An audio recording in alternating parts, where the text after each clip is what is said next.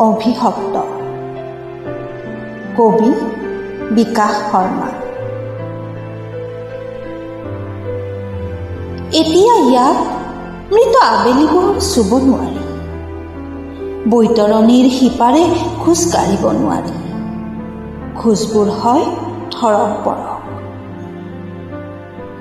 এতিয়া ইয়াত জোনাকীৰ গৰ্ভত একুৰা অভিশপ্ত জুই, ভগা সপোনবোৰ মহতিয়াই নিয়া নিশাবোৰৰ কাণ তালমৰা চিঞৰ শুনিব। এতিয়া ইয়াত দুখী মানুহবোৰৰ ভয় দীঘল হৈ আহে, তেজৰ সোঁতত উটুৱাই দিয়া হয় আহত চিঠিবোৰ। এতিয়া ইয়াত চৰাইবোৰ পপীয়া তৰাৰ দেশলৈ উৰি যায়, মৃত্যুবোৰ তপত হৈ আকাশলৈ চায়। এতিয়া ইয়াত দুপৰ বাহিৰে মৰিচিকা খেদি নুফুৰে। ধন্যবাদ।